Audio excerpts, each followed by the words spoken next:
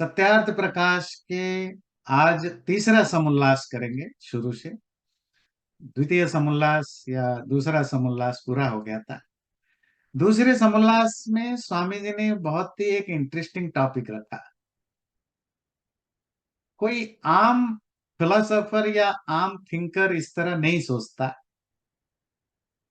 जो modern psychologist सोच पाते हैं या एजुकेशनल सोच पाते हैं, वो 18th सेंचुरी में दयानंद ने सोचा क्या कि बच्चा स्कूल जाने से पहले उसकी प्रिपेरेटरी स्टेज को भी तैयार करना है, जिसको आज की भाषा में कहते हैं प्री स्कूलिंग। फर्स्ट ग्रेड में जाने से पहले बच्चे को बहुत कुछ चीजें सिखाया जा सकता है। उसको फिजिकली साइकोलॉजिकली ट्रेंड किया जा सकता है फ्यूचर के लिए। जब वो सब आपकी तैयारी हो जाए, जो थर्ड समोल्लास है, तृतीय समोल्लास है, ये है फॉर्मल एजुकेशन, जो रेगुलर एजुकेशन होता है। हाँ, ये जरूरी है। जो तीसरा समोल्लास आप पढ़ेंगे, क्योंकि स्वामी जी नॉर्मली अपनी बातें नहीं करते हैं। जो भी प्राचीन वेद से लेकर जैमिनी तक ऋषि मुनि आचार्यों का वचन है, वो उन्हीं को ही अपनी स्टाइल में अब हमारे सामने रखते हैं। तो ये जो एजुकेशन सिस्टम, फॉर्मल एजुकेशन के बारे में स्वामी जी बताएंगे। हो सकता है वो आज के जो एजुकेशनल स्कूल कॉलेज है उस तरह का नहीं है, पर आपको वो आइडिया होगा कि प्राचीन भारत में या सनातन धर्म की जो पुराना कंसेप्ट था कि स्कूलिंग कैसे होती है, जिसको गुरुकुल कहा जाता है, उसकी प्रोसीजर क्या होता था, उसमें क्या क्या होता था, बहुत सारी चीजें आपको पता चलेगा। और उनमें बहुत सारी चीजें जो कंटेम्पररी एज में भी हम यूज कर सकते हैं। कुछ चीजें अब यूज करने लायक नहीं है, पर जो जो फंडामेंटल चीजें हैं वो आपको क्लियर होगा। एक तो आपको पता चलेगा हिंदू धर्म की प्राचीन एजुकेशनल सिस्टम कैसा था, और उसमें कौन सा चीज हम आज भी इम्प्लीमेंट कर सकते हैं या इम्प्लीमेंट होता है। तो देखते हैं। तो इस टॉपिक का नाम है, इंग्लिश में तो नहीं है, तो वो है कि अथ अध्ययनाध्यापन विधिम व्याख्यास्यामः। इसके बाद अध्ययन, जो स्टडी, लर्निंग, अध्यापन टीचिंग, उसकी जो प्रोसीजर है उसके बारे में व्याख्या करेंगे, विचार करेंगे। तो आप इंग्लिश देखिएगा, मैं हिंदी पढ़ता हूं। अब तीसरे समोल्लास में पढ़ने पढ़ाने का प्रकार लिखते हैं। संतानों को उत्तम विद्या, शिक्षा, गुण, कर्म और स्वभाव रूप आभूषणों का धारण कराना माता पिता, आचार्य और संबंधियों का कर्म है। सोने चांदी माणिक मोती मूंगा आदि रत्नों से युक्त आभूषणों के धारण कराने से मनुष्य का आत्मा सुभूषित कभी नहीं हो सकता, क्योंकि आभूषणों के धारण करने से केवल देहाभिमान, विषयासक्ति और चोर आदि भय तथा मृत्यु का भी संभव है। संसार में देखने में आता है कि आभूषणों के योग से बालक आदियों का मृत्यु दुष्टों के हाथ से होता है। तो अंग्रेजी आपने अगर देख लिया हो, तो पेरेंट्स, टीचर, रिलेटिव का पहला कार्य क्या बताया कि बच्चों को अलंकार से भर दे। वो ornaments of sound education, nobility of character, refinement of manner, amiability of temper, ये सब ज्वेलरी है। इन ज्वेलरी से बच्चों को सुंदर बनाएं। वो जो ज्वेलरी हम पहनाते हैं शरीर में, gold, silver, pearls, रूबीज, diamonds etcetera, ये शरीर की शोभा तो बढ़ाता है, पर मन की, आत्मा की, बुद्धि की शोभा नहीं बढ़ाता। और उल्टा, ये जो जो मैटेरियल ऑर्नामेंट्स है, ये लोगों के अंदर वैनिटी पैदा करता है, डर पैदा करता है, कि रोबरी होने का डर उनको चीजों के साथ अटैच करता है। कभी कभी तो ये एक्सटर्नल ज्वेलरी के कारण बच्चों के साथ एक्सीडेंट्स होते हैं, या चोर डकैत उनको मार डालते हैं। ये इसीलिए हमारे शास्त्रों में ना, विद्या विद्या जो नॉलेज है उसको आभूषण कहा, ऑर्नामेंट। ये इंटरनल ऑर्नामेंट है, जो किसी भी व्यक्ति की जो ब्यूटी है उसको कितने गुना एम्प्लीफाई कर देता है। और खाली एम्प्लीफाई नहीं, जो बहुत ही फिजिकली अगली भी हो वो भी सुंदर हो जाता है ना। जैसे वो हम देखते हैं ना, जो मॉडर्न डेज में जो बड़े साइंटिस्ट, जो क्या नाम है, हॉकिंग्स, स्टीफन हॉकिंग्स, जो व्हील चेयर पर हमेशा रहते थे, जिनकी 70-80% बॉडी पैरालाइज था। मेरे ख्याल से स्टीफन हॉकिंग से उनका नाम। तो अभी अभी कुछ साल पहले उनका डेथ हुआ। देखिए उनकी 90% बॉडी फंक्शन नहीं करता था, ऐसे ही पड़े रहते थे, जीभ निकला हुआ होता था, वो बोल भी नहीं पाते थे। और वो मशीन वगैरह डेवलप करके उनके गले में लगाया था बीच में, वो जो सोचते थे वो लैंग्वेज में कन्वर्ट होता था, तो लोग उसी को सुनते थे। वो जो ज्ञान रूपक आभूषण, तो उससे वो इतने ज्यादा पॉपुलर हुए। पैसे तो खूब थे ही, उनके गर्लफ्रेंड्स भी होते थे। जबकि फिजिकली बिल्कुल उनमें कुछ बचा नहीं था। क्यों? क्योंकि आप शरीर से कुछ भी हो, अगर आपके अंदर तीन चीजें स्वामी जी ने बताया, विद्या, लर्निंग, और आपके गुण, अच्छी क्वालिटी, जो अच्छे नेचर और स्वभाव, अच्छे अच्छे आपकी जो एटीट्यूड और कर्म, जो ये तीन चार चीजें आपके सबसे बड़े ऑर्नामेंट्स होते हैं। उनको बच्चों में इसके द्वारा बच्चों को सजाना ही माँ बाप, आचार्य, टीचर, फ्रेंड्स, टीचर, इन सबका काम है, कि बच्चों को इससे सुंदर बनाएं। न कि फिजिकली ऑर्नामेंट्स, अच्छे घड़ी, अच्छे कपड़े, ये ज्यादा दिन तक नहीं टिकते हैं। और उसके लिए एक श्लोक स्वामी जी ने कोट किया है। इस श्लोक की मीनिंग यहाँ दे रखा है, मैं श्लोक पढ़ता हूँ। विद्या विलास मनसो धृतशील शिक्षा, सत्यव्रता रहित मान मलापहारा, संसार दुख दलनेन सुभूषिता ये, धन्या नरा विहित कर्म परोपकारा।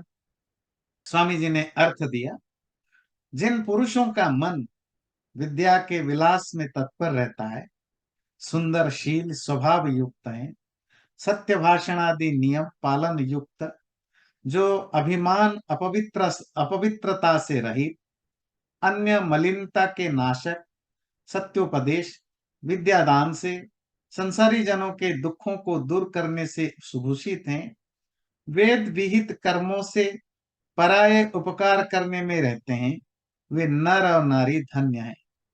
तो ये एक खूबसूरत श्लोक है, और सुंदर श्लोक है, कि जो भी लोग पढ़ाई लिखाई को ही लग्जरी मानते हैं, मतलब उसी में एंजॉय करते हैं, है ना, और जिनका खुद का एक्सटर्नल और इंटरनल जो कंडक्ट है, जो एटीट्यूड है, जो कैरेक्टर है, वो जिनका अच्छा है, जो सच बोलते हैं, जिनमें क्या कहते हैं, वैनिटी, अहंकार वगैरह नहीं है, और दूसरों के, ये तो अपने लिए हुआ, जो दूसरों की भला चाहते हैं, भला चाहने के लिए क्या करते हैं, उनको सत्योपदेश, स्वामी जी की जो फोकस होता है ना, सत्योपदेश करो। सत्योपदेश समझते हैं, ट्रू एडवाइस करो। मतलब आप समझ सकते हैं, आज के जमाने, मतलब इस सेंचुरी में ट्रू एडवाइस करना कितना मुश्किल होता है। किसी को भी, किसी को ये बताना कि सर ये सही नहीं, ऐसा नहीं, ये सही है, अपने टीनेजर बच्चों को बताना ही मुश्किल हो जाता है। और है ना, कोई सुनने को तैयार नहीं, सब अपनी प्री कंसीव्ड नोशन पर हैं। आपका विचार अगर उनके पहले से जो सोचा गया विचार के अनुकूल है, तभी वो आपको अप्रिशिएट करेंगे। नहीं तो आपको शत्रु मानेंगे। तो पर स्वामी जी का जोर है कि जो दूसरों का भला करना चाहते हैं वो सत्य उपदेश, विद्यादान और लोगों को एजुकेट करके ही उनके दुखों को दूर करे। और जो वेदों में या वेद मतलब वेद आदि लिटरेचर शास्त्रों में जो प्रिस्क्राइब्ड कंडक्ट है, व्यवहार है, उसके अनुसार जो जीते हैं वही धन्य है। तो ये एक श्लोक उन्होंने कोट किया। अगला जो जहां से, ये तो थोड़ा इंट्रोडक्शन के रूप में उन्होंने रखा। आगे की जो बात है ये यज्ञोपवीता। अब बच्चे की पढ़ाई शुरू होगी। अभी तक तो बच्चा घर में था, माँ बाप उसको प्री स्कूलिंग की जो भी, जिसको आप कहते हैं बचपन की संस्कार, है ना, वो सब आपने उनको दिया। सेकंड चैप्टर में स्वामी जी बहुत डिटेल में डिस्कशन किया। अब बच्चा उस एज में पहुंच गया है जहां स्कूल जाएगा। अब वो कैसी शुरुआत होती है वो देखिए। इसीलिए 8 वर्ष के हों तभी लड़कों को लड़कों की और लड़कियों को लड़कियों की शाला में भेज देवें। जो अध्यापक पुरुष या स्त्री दुष्टाचारी हो उनसे शिक्षा ना दिलाएं, किंतु जो पूर्ण विद्या युक्त धार्मिक हो वही पढ़ाने और शिक्षा देने योग्य है। यज्ञोपवीता to be performed at the stage of 8, both in the case of boys and girls. Boys and girls, when they attain to the age of 8 years, should be sent to their respective, not perspective, respective schools. In no instance should they be placed under the tuition of teachers of low character. Only those persons are qualified to teach who are master of their subject and are imbued with piety. तो पहली चीज है ना, पढ़ाई प्राचीन काल में जैसे आजकल कोई बच्चे स्कूल जाएगा तो स्टार्ट कहाँ से होती है? ओरिएंटेशन से। जैसे हम भी यहाँ देखते हैं स्कूल, जब बच्चे एडमिशन होता है, एडमिशन के बाद स्कूल स्टार्ट होने से पहले बच्चे और पेरेंट्स की ओरिएंटेशन होता है ना, कि आगे क्या होगा, कैसे होगा, क्या क्या चीजें ध्यान रखे, ट्रांसपोर्ट का क्या होगा, क्या बुक्स लाएंगे, क्या आपकी यूनिफॉर्म होगा, सब चीजें ओरिएंटेशन में होता है।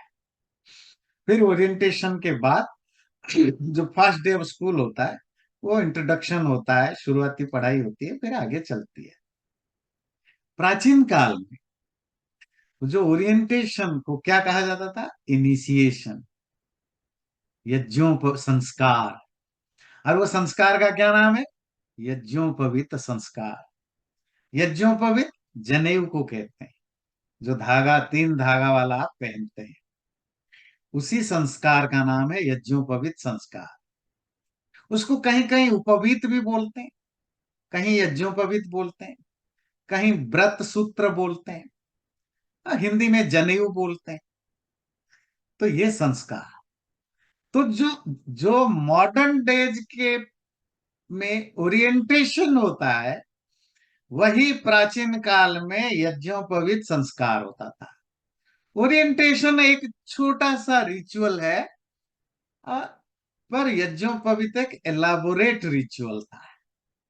जब बच्चा जनेऊ धारण करता था वो एक तरह के उसकी स्कूल की एडमिशन से पहले ओरिएंटेशन हो गया, और उसको ये आइडेंटिटी कार्ड मिल गया, एक परिचय पत्र मिल गया, अभिज्ञान पत्र, कि ये आप पढ़ाई के रास्ते पर चलने वाला। तो इसको यज्ञोपवीत के। नंबर 2, जो आज के डेट में बहुत जानना जरूरी है, जरूरी नहीं, इसका इंप्लीमेंट करना जरूरी है और ये बताना जरूरी है, वो क्या है? लड़का और लड़की दोनों की जनेऊ करना।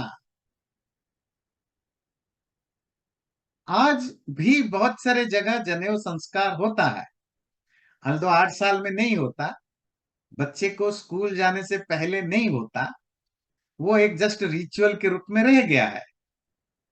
पर लड़कियों का बिल्कुल नहीं होता। क्यों नहीं होता? उसके पीछे की आपको बैकग्राउंड समझनी पड़ेगी। आपको पता है जनेऊ में एक्चुअली शास्त्रों में 3 धागा होती है।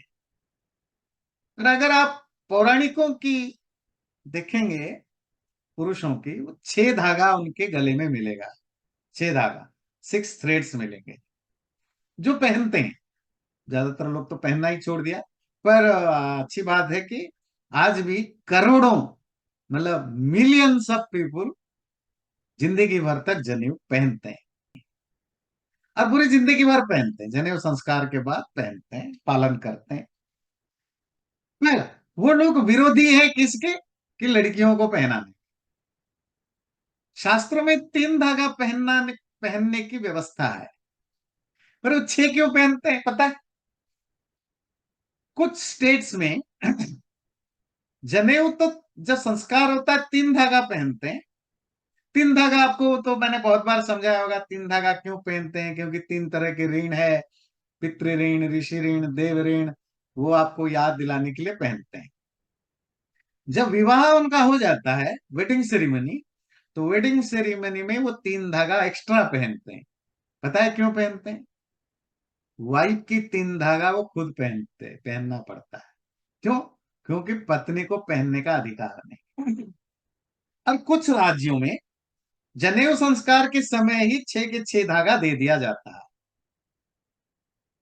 जबकि शास्त्रों में तो 3 धागा है। तो 6 धागा क्यों पहनते हैं? मतलब लड़कियों के लिए 3 धागा होनी चाहिए थी।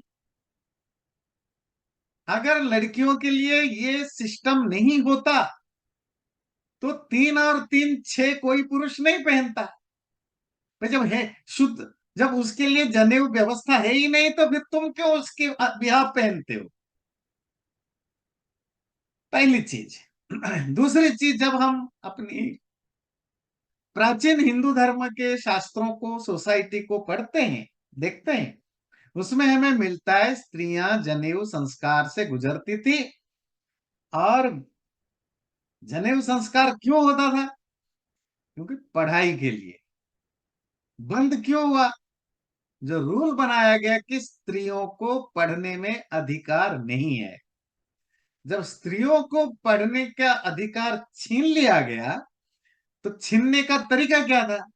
जनेऊ संस्कार बंद कर देना। मीडिएवल एज से पहले हमें ऐसे सैकड़ों रेफरेंसेस मिलते हैं कि महिलाएं भी विद्यार्थी, स्टूडेंट होती थी, गुरुकुल में पढ़ाई करती थी, आचार्य, टीचर्स बनते थे, प्रिंसिपल्स बनते थे। जैसे ऋग अथर्ववेद का फेमस मंत्र है, ब्रह्मचर्येण कन्या विंदते पतिम।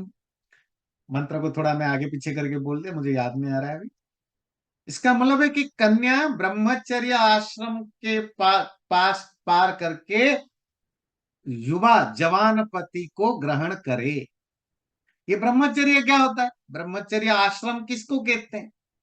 स्टूडेंट लाइफ को। जब गुरुकुल में बच्चा पढ़ता है, उसके लिए टर्मिनोलॉजी क्या यूज होता था? ब्रह्मचारी। ये जो स्टूडेंट लाइफ है, उसको ब्रह्मचर्य कहा जाता था। तो अथर्ववेद का मंत्र है कि कन्या ब्रह्मचर्य आश्रम को पूरा करके जवान पति को से विवाह करे, या जवान लड़के को अपने पति के रूप में ग्रहण करे। तो लड़की तब तक विवाह नहीं कर पाएगी जब तक ब्रह्मचर्य आश्रम से ना गुजरे, मतलब पढ़ाई लिखाई ना कर। ये ऋग अथर्ववेद का मंत्र है। नंबर 2, हमारे वेदों में जैसे मंत्रों की दृष्टा होते हैं, सीयर्स होते हैं, जिनको हम ऋषि कहते हैं, जिन लोगों ने मंत्रों के विचारों को खुद रियलाइज किया और सबके सामने रखा। इसी तरह अनेक मंत्रों का, अल्दो उनका नंबर ज्यादा नहीं है, तो महिला ऋषि ये भी मिलते हैं। इनको हम कहते हैं ऋषिकाएं। महिला ऋषि मिलते हैं। कोई ऋषि, ऋषि किसको कहते हैं? जो एनलाइटेंड हो, ज्ञानी हो। बिना पढ़ाई लिखाई किए कोई एनलाइटनमेंट को कैसे प्राप्त कर सकता है? इसी तरह हम प्राचीन इतिहास में देखते हैं बहुत सारे महिलाएं डिबेट करती हैं आचार्यों के साथ, अपने पति के साथ, राजाओं के साथ डिबेट शास्त्रार्थ करती हुई दिखती हैं। तो बिना पढ़े लिखे कैसे शास्त्रार्थ करते हैं? इसी तरह हम व्याकरण के कुछ पाणिनि, पतंजलि आदि जो ग्रामरियन है, जो लैंग्वेज पर काम करते हैं, उसमें भी हम देखते हैं जैसे एक प्रत्यय होता है, तो पाणिनि के व्याकरण में आता है कि आचार्य की पत्नी आचार्यानी। जैसे वो होता है ना गांव में, मास्टर है, मास्टर, टीचर्स को मास्टर बोलते हैं, मास्टर जी। और टीचर की पत्नी को क्या बोलते हैं? मास्टरानी, है ना? है ना, मास्टरानी बोल देते हैं। मतलब वो टीचर की जो पत्नी है वो मास्टर नहीं है, वो उसकी पत्नी है। ये संस्कृत से लिया गया। आचार्य की जो वाइफ है, जो खुद आचार्य नहीं है, उसके लिए इन प्रत्यय गिप लगाया गया, बोला आचार्यानी। पर अगर वो महिला खुद टीचर हो, उसके लिए टाप प्रत्यय बताया गया, बोले आचार्य प्लस टाप आचार्या।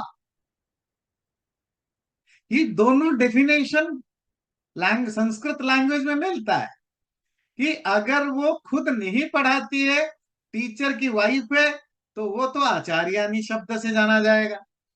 अगर वो खुद पढ़ाती है तो वो उसके लिए प्रत्यय अलग है, उसके लिए सफिक्स ही अलग है, वो है आचार्य। इसी तरह उपाध्याय, जो ट्यूटर होते हैं, उनकी पत्नी होगी तो उपाध्यायानी। अगर खुद महिला अध्यापिका हो तो उपाध्याया। तो इस तरह व्याकरणों में भी रूल मिलता है भाषा के दृष्टि से, कि महिलाएं खुद अध्यापिका होती थी, टीचर्स होते थे, प्रिंसिपल्स होते थे। प्रिंसिपल मतलब गुरुकुल की जो हेड होते थे, आचार्य होती थी। तो इस तरह मैं जस्ट एक, आज का टॉपिक नहीं है महिलाएं और एजुकेशन, वो तो घंटों उस पर लेक्चर दिया जा सकता है कि एंशिएंट इंडिया या प्राचीन भारत में या हिंदू धर्म के प्राचीन शास्त्रों में महिलाएं का क्या, वो हम उस पर नहीं जाएंगे। पर जो भी मैंने 5-10 मिनट में एक आपको आइडिया दिया कि महिलाएं पढ़ती लिखती थी, ना केवल पढ़ती लिखती, पढ़ाती लिखाती भी थी। तो पढ़ेगी लिखेगी तो मतलब जनेऊ पहनती थी, और 3 धागा उनका होता था, उनका भी जैसे पुरुष की। जब हमने बंद किया तो फिर हमारे पूर्वजों ने कहा कि पत्नी की धागा तुम पहन लो। तो पुरुष की 6 धागा बन गए। कोई भी पौराणिक ये बता नहीं सकता तुम 6 धागा क्यों पहनते हो, 3 धागे के आंसर मिलता है। चलिए, तो लड़का और लड़की दोनों का जनेऊ संस्कार हुआ करता था।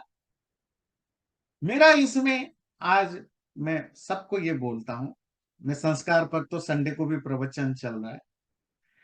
आप लोग अपने बच्चों की, अगर बच्चों को नहीं कर पाए तो अपने ग्रैंड चिल्ड्रन की जितना संस्कार आप कर सकते हैं सब करिए। उसकी हो सकता है ऑब्जेक्टिव ऑफ चेंज हो गया हो, पर अपने कल्चर के साथ कनेक्ट करने के लिए ये बहुत जरूरी है कि हम उन संस्कार को रिवाइव करें। भाई, आप अपने घर में जितना हो सकता है संस्कार करो। आपके बच्चे अपने फ्रेंड्स के घर जाते हैं, जो क्रिश्चियन है, मुस्लिम है, ज्यूस है, उनके वहां बहुत सारे इस तरह के संस्कार होते हैं, रिचुअल्स होते हैं। वो जाते हैं और उनके अपने घर में कुछ नहीं होता सिवाय बर्थडे सेलिब्रेशन करने का। फिर आप रोते रहते हो कि हमारे बच्चों को क्या करें, उनको कुछ, क्यों तुमने उनको कुछ बताया नहीं, कुछ कराया नहीं है, तुम्हारी कोई श्रद्धा नहीं रही। श्रद्धा हो ना हो जरूर करें। जिनके बच्चे छोटे हैं जरूर कराइए, जितने संस्कार हो सकते हैं, जो छूट गया छूट गया, जो बचा है सब कराइए। और अगर आपके बच्चे बड़े हो गए हैं, अगर आपकी चलती है घर में अपने बच्चों को समझा सकते हैं तो आपकी ग्रैंड चिल्ड्रन की जो भी संस्कार है सब कराइए, बहुत जरूरी है। बच्चे खुश होते हैं, बच्चों की मेमोरी बनती है, और आप बहुत बड़ा कंट्रीब्यूटर बनते हैं अपनी कल्चर और रिलीजन को प्रोटेक्ट करने में, क्योंकि आप जनरेशन को पास करते जा रहे हैं। और बच्चे एंजॉय करते हैं, क्यों? क्योंकि संस्कारों का जो एक बहुत सारे ऑब्जेक्टिव में से एक ऑब्जेक्टिव क्या होता है कि वो बच्चे का दिन होता है उस दिन। उस दिन सारा फोकस बच्चे पर होता है। फैमिली, रिलेटिव्स, फ्रेंड्स आते हैं, पार्टी होती है, खाना पीना, पूजा हवन संस्कार होते हैं। उस दिन वो सेंटर ऑफ फोकस होता है। कोई भी व्यक्ति सेंटर ऑफ फोकस होगा, उसको अच्छा लगेगा कि नहीं लगेगा? उसके लिए वो मेमोरेबल बनेगा कि नहीं बनेगा? वो अपने बच्चे के लिए सेम चीज रिपीट करना चाहेगा कि नहीं चाहेगा? आपके हमारे लाइफ में नहीं हुआ, वो बदकिस्मती है। पर जिन लोगों को पता लग गया है, तो वो जरूर अपने ग्रैंड चिल्ड्रन के लिए या चिल्ड्रन के लिए जरूर करें। मैं तो हमेशा ये आजकल वो सबको बोलता हूँ, आप जहां भी हैं, जैसा भी हैं, जिस रूप में, और एलाबोरेट वे में करिए। आप अपने फ्रेंड्स रिलेटिव सबको बुलाइए, खाना खिलाइए, पार्टी रखिए, फोटो खींचने की व्यवस्था करिए, और जो भी हवन, जो भी जो भी जैसा जहां जो मिलता है जरूर करिए। वो बच्चे को वो फील होना चाहिए, या बच्चे को, पेरेंट्स को, ये हमारा कल्चर है, ये हमारा ट्रेडिशन है, और वो कितना ग्रेट है। और बाय द वे, बच्चे को उससे ज्यादा फर्क नहीं पड़ेगा। बच्चे को फर्क पड़ेगा कि आज सारा अटेंशन मुझे मिल रहा है। ये उसकी कॉन्फिडेंस को बूस्ट करता है। और वो जो खुद पेरेंट्स बनेगा, वो भी चाहेगा कि मैं अपने बच्चों के लिए ऐसा ही कुछ करूं। मेरे मेरे पॉइंट समझ में आती है? तो ये बहुत जरूरी है, खास करके ये जनेऊ संस्कार तो जरूर करना चाहिए, क्योंकि ये लाइफ चेंजिंग, मतलब एक लाइफ लॉन्ग एक्सपीरियंस इससे बनता है। जिन लोगों का हुआ है ठीक ठीक समझाने के साथ, अंडरस्टैंडिंग के साथ, उनके लिए ये एक लाइफ लॉन्ग एक्सपीरियंस होता है, एक नया एक्सपीरियंस होता है। तो ये तो एक साइड बाय साइड मुझे ये कहना था कि आप जरूर कराइए, जरूर जहां भी मौका मिले कराइए और लोगों को करिए। ये एक बहुत बड़ा रास्ता होता है अपने बच्चों को अपने रिलीजियन कल्चर से जोड़ के रखने के लिए। मेरा एक प्रश्न ये था कि ये जो बच्चियों को जनेऊ संस्कार से वंचित किया गया, हम्म। एक बार आपने कहा था कि जो बाहर से लोग आए वो चाहते थे कि हम इलिटरेट रहें, क्योंकि इंडिया में एजुकेशन सिस्टम काफी एडवांस था। तो उन्होंने ये कहा कि ladies are not entitled for जनेऊ। उससे जो हमारी 50% पॉपुलेशन थी, दे स्टार्टेड बिकमिंग इलिटरेट। तो ये कब एग्जैक्टली शुरू हुआ था? महाभारत की लड़ाई के बाद, जैसे और ट्रेडिशन जो चलते गए, या फिर जब ये मुगल्स आए, या फिर जब ब्रिटिशर्स आए, उस टाइम ये जो बच्चियों का जनेऊ संस्कार खत्म हुआ? हाँ, एक चीज मैं करेक्ट कर लूं, बाहर लोगों के ने बंद नहीं कराया, ये अपने ही, देखिए ये सब इंटरनल प्रॉब्लम है। जब एक एक ग्रुप एलिट हो जाता है ना, ये सब एलिट लोगों का खेल होता है कि सोसाइटी में एक रखा जाए जो हमारे जैसा कभी नहीं हो सकते, और जो हम जैसे होते हैं। तो ये हिंदू धर्म की इंटरनल प्रॉब्लम है। बाकी रिलीजन में भी स्त्रियों का कोई अधिक, किसी भी रिलीजन में स्त्रियों को कभी भी बराबर नहीं माना गया, किसी भी रिलीजन में, है ना। हिंदू धर्म में पहले माना जाता था, बाद में बंद हो गया।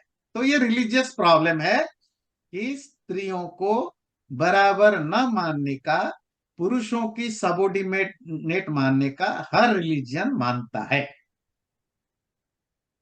हिंदू धर्म में जो हम देखते हैं, महाभारत पीरियड तक जो वैदिक कल्चर था, उसमें धीरे धीरे उसमें थोड़ा सा फ्लेक्सिबिलिटी देखने लगा। रामायण में हम देखते हैं कि कौशल्या, अयोध्या कांड में आपने पढ़ा होगा कि जब राम कौशल्या से मिलने आए तो कौशल्या यज्ञ कर रही थी, यज्ञ कर रही थी, मंत्र खुद उच्चारण कर रही थी। मंत्र का उच्चारण आप कैसे करेंगे जब आपकी जनेऊ संस्कार ना हो, पढ़ी लिखी ना हो? तो रामायण में रामायण तक तो हम देखते हैं स्त्री, शूद्र या वर्ण व्यवस्था या जाति व्यवस्था आदि बिल्कुल अपने अपने सही जगह पर थे। थोड़ा बहुत कहीं करप्शन, ये तो नेचुरल होता है, कोई भी सिस्टम कितना भी परफेक्ट हो उसमें गड़बड़ियां तो होती है, वो तो रूल है। पर ओवरऑल इट वाज अपनी स्टैंडर्ड के हिसाब से थे। जब हम महाभारत देखते हैं, वहां कहीं कहीं रिजिडिटी देखने लगी, मतलब वर्ण व्यवस्था कहीं कहीं, थोड़ी कहीं कहीं जाति व्यवस्था में थोड़ी थोड़ी दिखने लग जाती है। मोस्ट ऑफ टाइम वर्ण व्यवस्था ठीक है। स्त्रियां कहीं बहुत पढ़ी लिखी हैं, कहीं उनको नहीं पढ़ाया गया। तो महाभारत के समय तक डिकेइंग शुरू होने दिखता है।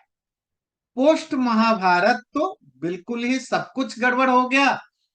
सोसाइटी में ज्ञानी लोग ही खत्म हो गए, वॉरियर खत्म हो गए, पुरुष खत्म हो गए, स्त्रियां बच गई। गीता की फर्स्ट चैप्टर में जो आप पढ़ते हैं, पोस्ट वॉर जो सिंड्रोम होते हैं कि नाजायज बच्चे पैदा होते हैं, स्त्रियां करप्ट हो जाती हैं, पुरुष कम होते हैं, तो सोसाइटी में केओस होता है।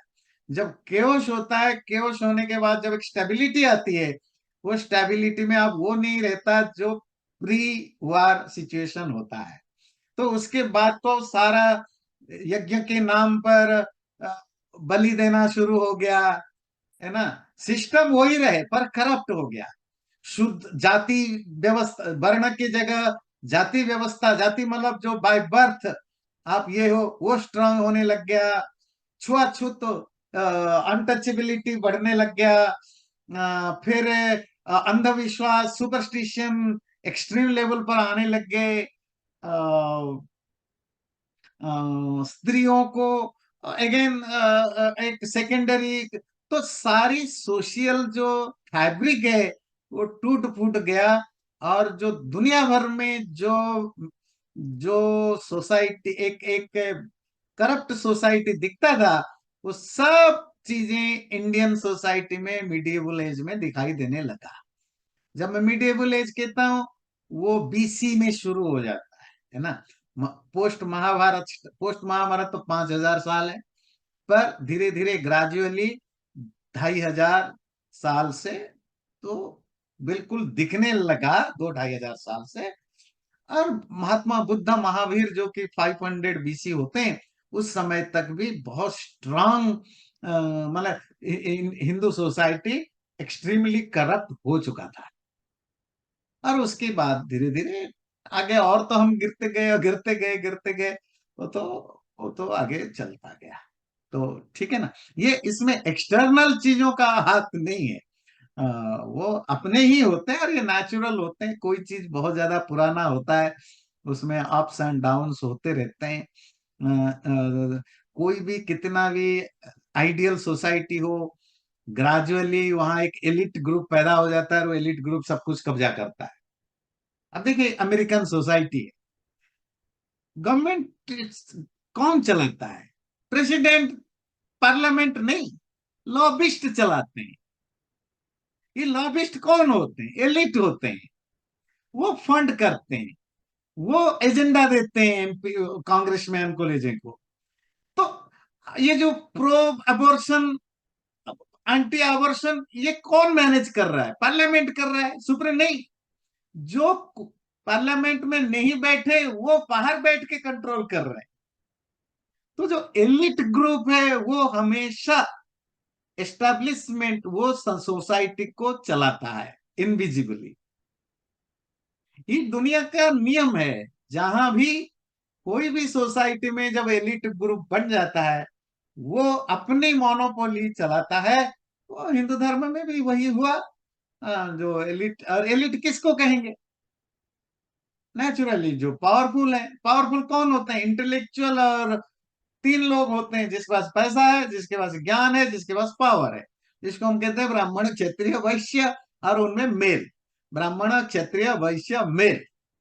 वो अमेरिकन कॉन्टेक्स्ट में भी वही रूल है, यूरोपियन कॉन्टेक्स्ट में भी है, आज के कॉन्टेक्स्ट में भी है, 10,000 साल पहले भी है। ये करते हैं तो वो उन्हीं का कंट्रीब्यूशन होता है जो मैनिपुलेट करते हैं। क्यों करते हैं? सिंपल है कि भाई स्त्रियां अनपढ़ रहेंगी तो सबऑर्डिनेट रहेगी, सबमिसिव रहेगी। एक सोसाइटी की पिरामिड होता है शूद्र। शूद्रों को अगर आपने किसी कारण पढ़ लिख नहीं पाए, हमने रूल बना दिया कि आपका बच्चा भी नहीं पढ़ सकता, तो अगर 60% लोग अनपढ़ रहेंगे तो आपकी सबॉर्डिनेट रहेंगे, आपकी सेवा के लिए तैयार रहेंगे, कम पैसे में काम करेंगे, आप इनको कंट्रोल करोगे, तो 30% 40% लोग वो एंजॉय करेंगे लाइफ। ये आज भी ये दुनिया में यही चलता है, 5,000 साल पहले भी चलता था। इसको बीच बीच में करेक्ट करने की जरूरत होती थी, जो हमारे यहाँ नहीं हो पाया क्योंकि हम बहुत केओस में थे। फिर एक्सटर्नल इन्फ्लुएंस भी होने लगा, तो इसको ठीक करने के लिए मुश्किल था। बुद्ध महावीर आए ठीक करने के लिए, पर उस समय किसी ने सुना नहीं, तो वो एक अलग रिलीजन बन गया। तो बहुत सारे रिफॉर्मर आए, कुछ लोगों ने रिफॉर्म कर पाए, कुछ लोग जो जिनकी रिफॉर्मेशन काम नहीं किया, तो वो फिर अलग हो गए, अलग रिलीजन बन गया। तो ये इसी तरह का बना, ठीक है ना? Thank you sir. हाँ। चलिए, आज तो टाइम हो गया है। आज हम उपनयन संस्कार के और खास करके कन्या संस्कार के ऊपर बात की, तो ये यहाँ से फिर आगे हम चर्चा करेंगे ये जनेऊ संस्कार के बाद जो एजुकेशन सिस्टम हो। चैनल को सब्सक्राइब जरूर करें और वीडियो अच्छा लगे लाइक भी जरूर करें।